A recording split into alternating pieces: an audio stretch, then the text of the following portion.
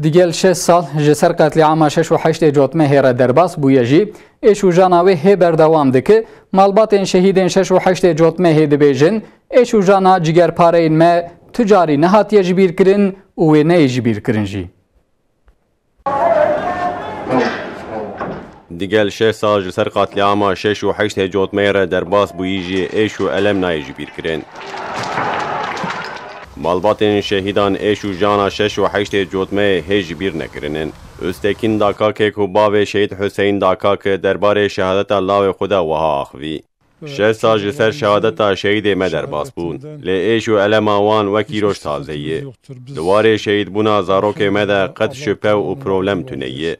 لورا او یک وعده خودیه بیزنا خدا او لبا پیغمبر منه و پیغمبر ما سر وان مستده خدا ما جخیر وان محروم نکه انشالله الله تعالی اونر خیر داکاک ده بردوامیا آخافتنا خدا قالا لی پرسینین 6 و 8 جوتمین کو هفته بوری هات دست بیکرین کر و دورا و حال آخافتنا خوزیده کر بریوی چنداکی اینه کس هاتن من چاف کرن و دور جی هاتن بردان هفده کسین هاتنن گرتن کو او یک پاریک بجی ایشا مکیم بو لیبل جبر کو سر سوریا اونده و آلتان تان هاتنن بردان ام غمگین بون امگ مالباتین شهیدان دخوازن بشتاری وان دوزن کو تی دیتن ببن و ام دخوازن جی دربه وان کسین سوشتاره ببن شاهد kadın با نیهاد گونش کبرای شهید ریاد گونش درباره مجره ده وها آخوی جروجا اول و ام جرایدارن هده پیگلی دار بون ام حتی انقره چون لیبل پیش و چونک چه نبو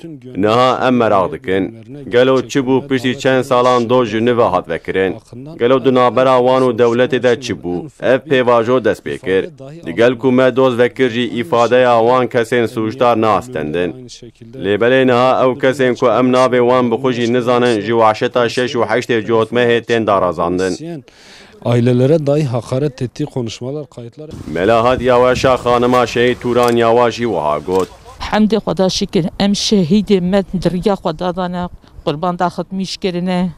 Elhamd Xuda şükür em jê poşman jininin o em jê geri jininin haydu zari viji geçki viji diriya vida aynı wê şehit bibin.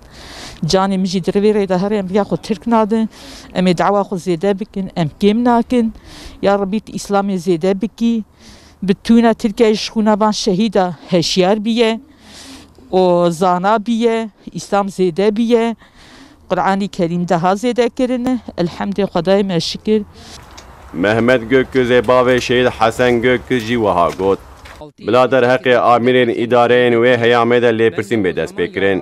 Êş û elema me kêm nabe. Bila ew kesên ku eleqeya wan bi vê bûyerê re heyî bêgirtin. Em dixwazin ku ba me jî bikin û em jî têkevin mahkemeyan. Ên hatinin girtin piraniya wan hatin berdan. Cezayê ku heq dikirin negirtinin. Hewceyê li gor edaleta îlahî ji wan re ceza bêdayîn. ولا عدوان إلا على الظالمين والصلاة والسلام على رسولنا محمد وآله وسلم